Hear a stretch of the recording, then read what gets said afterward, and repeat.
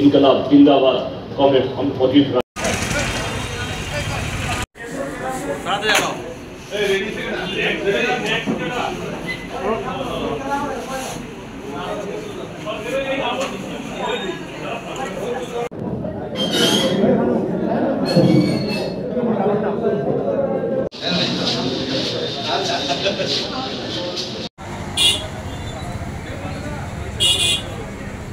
পঞ্চায়েত সমিতি গ্রাম পঞ্চায়েত গঠিত হয়ে যায়, অর্থাৎ জেলা পরিষদের সভাধিপতি, পঞ্চায়েত সমিতির চেয়ারম্যান, ভাইস চেয়ারম্যান, গ্রাম পঞ্চায়েতের প্রধান, উপপ্রধান, তাদের শপথ গ্রহণ অনুষ্ঠান হয়ে যায়।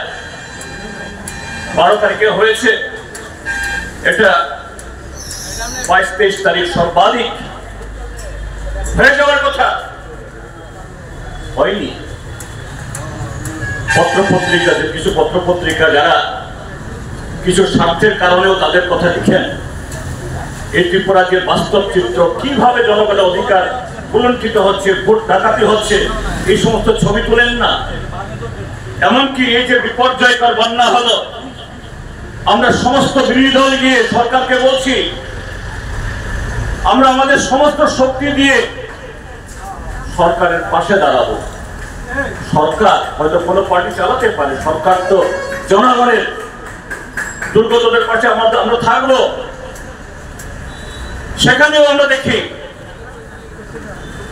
দুস্থ লোককে উদ্ধার করার ক্ষেত্রে দলবাজি, ত্রাণ কার্যে দলবাজি, এ সমস্ত ঘটনা ঘটছে।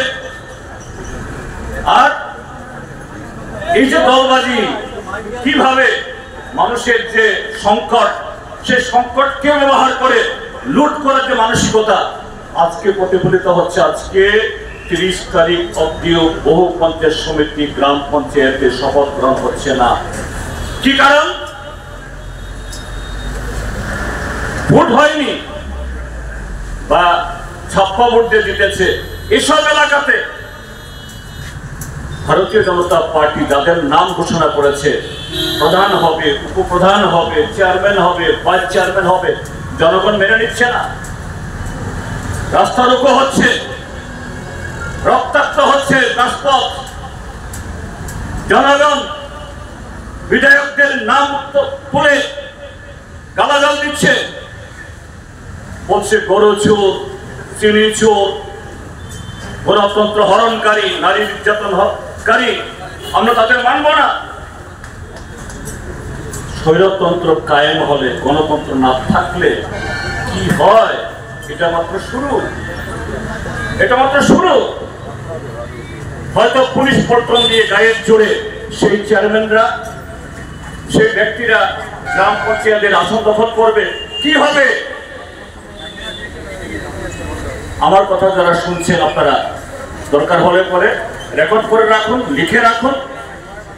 দেখবেন যারা প্রধান হয়েছেন, চেয়ারম্যান হয়েছেন, আজকে তাদের সম্পদ কি, একটা বছর বাদে এই লোকগুলোর চেহারা কি, ঘরের চেহারা কি, এদের বৈভব কি দেখবেন। কারণ এরা জনগণের দ্বারা নির্বাচিত না, জনগণের দ্বারা পছন্দের প্রার্থী তারা না, এমনকি তাদের দলের যাদের সাধারণ সমর্থক তাদেরও না।